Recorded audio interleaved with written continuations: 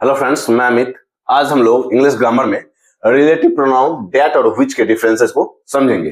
That और which as a relative pronoun. तो यहाँ डिफरेंसेस समझने में, यहाँ इनके यूजेस समझने में थोड़ी सी कंफ्यूजन होती है कि कहाँ हम लोग दैट का यूज करें और कहाँ व्हिच का, क्योंकि मतलब दोनों का सेम है, जो और जो। लेकिन अगर डीपली अध्ययन करें तो यहाँ इसका मीनिंग होता है जो वही, जो वही। लेकिन विच जो की मीन्स यहाँ हम लोग देखेंगे दैट और विच के यूजेज में डिफरेंसेस को। पहले हम लोग एग्जांपल से चलते हैं। The book that you gave me is very interesting. लेकिन अगर दूसरे सेंटेंस पे चले, the book comma which you gave me is very interesting।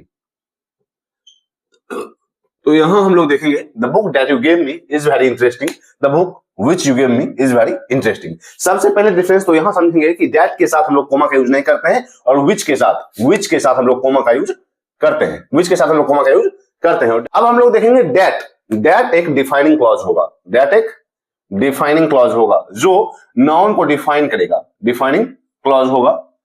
और विच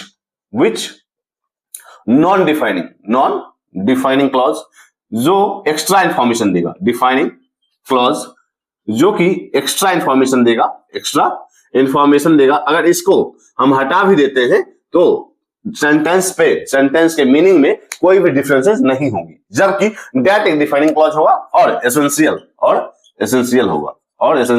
होगा। मीन्स दैट को अगर हटा देते हैं तो मीनिंग चेंज हो जाती है, और विच को हटा देते हैं तो एक्स्ट्रा इंफॉर्मेशन होता है, और विच को हटाने से मीनिंग में चेंज नहीं होती है। पहले यहां हम लोग देखेंगे the book that you gave me means किताब जो कि तुमने मुझे दी थी, किताब जो मुझे तुमने दी थी वही इंटरेस्टिंग है। किताब जो तुमने मुझे दी थी वही इंटरेस्टिंग है। लेकिन यहां अगर हम लोग देखें the book which you gave me is very interesting, किताब जो कि तुमने मुझे दी थी, यहां हम लोग देखेंगे अगर इन दोनों के डिफरेंसेस को समझे। मान लो एक टेबल है, इस पर 5 किताब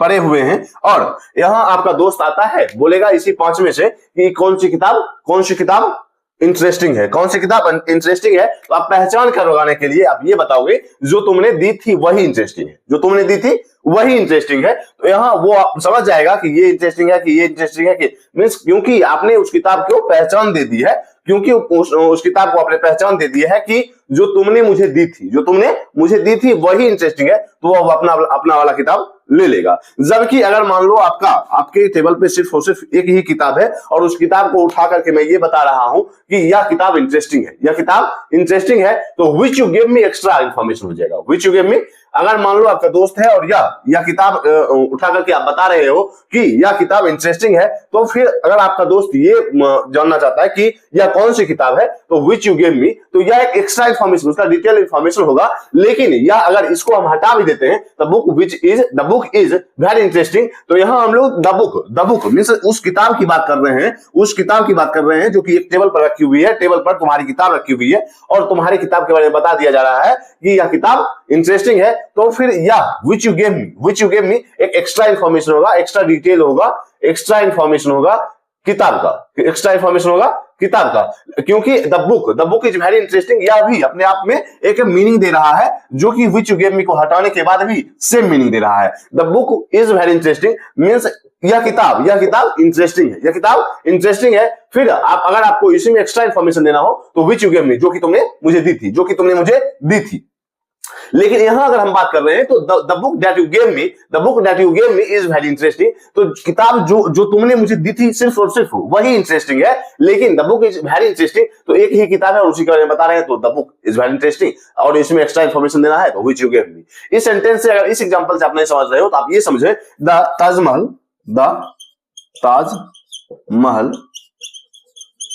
which is in Agra is world famous यहां हम लोग समझ सकते हैं the Taj Mahal which is in Agra, the Taj Mahal which is in Agra. और ताजमहल के बारे में हम लोग पहले से जानते हैं कि आगरा में है, तो the Taj Mahal is world famous, the Taj Mahal is world famous. हम ये भी बोल सकते हैं, तो ये मीनिंग सेम देगा। विच इज इन आगरा, हम लोग जानते हैं विच इज इन आगरा, यह ताजमहल आगरा में है। तो हम लोग यहां देखेंगे कि यह एक्स्ट्रा इंफॉर्मेशन होगा, यह एक्स्ट्रा इंफॉर्मेशन होगा ताजमहल का, यह एक्स्ट्रा इंफॉर्मेशन होगा ताजमहल का। अगर हम विच इज इन आगरा का यूज नहीं भी करें, इसको हम रिमूव भी कर दें, इसको हटा भी दें, तो मीनिंग सेम देगा। अब हम लोग इसके और भी एग्जांपल्स लेंगे, जैसे जैसे देखेंगे the house that has a blue door, has a blue door is mine। इसी में देखेंगे the house which has a blue door, has a blue door is mine।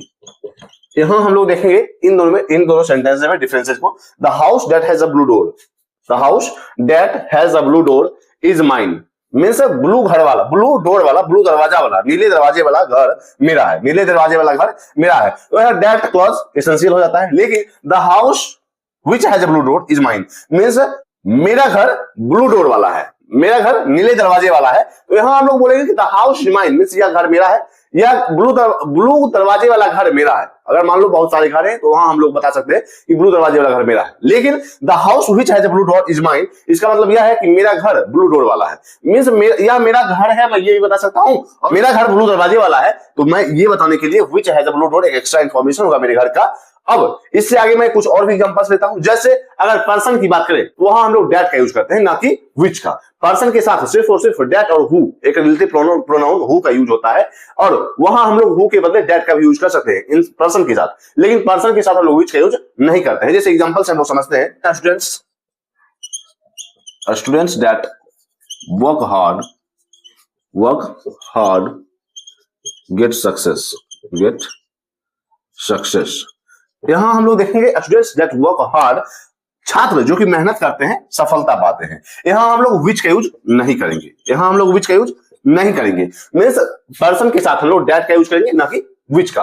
तो अभी हम लोगों ने देखा कि दैट जिसका मतलब जो, वही, यह एक एसेंशियल क्लॉज होता है, इसको हटाने से मीनिंग चेंज हो जाती है। लेकिन विच मीन्स जो कि और यह कोमा के साथ आता है, और इसको हटाने से मीनिंग चेंज नहीं होती है। यह नाउन का एक्स्ट्रा इंफॉर्मेशन, एक्स्ट्रा डिटेल देता है। अगर आप उसको रखना चाहो तो भी, और नहीं रखना चाहो तो भी, यह मीनिंग सेम देता है। द बुक, यह किताब, इज वेरी इंटरेस्टिंग है। तो फिर यहां विच यू गेव मी, जो कि तुमने मुझे दी थी, तो यहां हम लोग देखेंगे कि यह एक एक्स्ट्रा इंफॉर्मेशन दे रहा है बुक का। जैसे my sister that lives in Delhi is a doctor means मेरी वह बहन जो दिल्ली में रहती है एक डॉक्टर है। तो यहां हम लोग दैट क्लॉज को एसेंशियल मानेंगे। अगर my sister is a doctor सिर्फ रखें, दैट क्लॉज को हटा दे, तो यह पता नहीं चल पाएगा कि कौन सी बहन।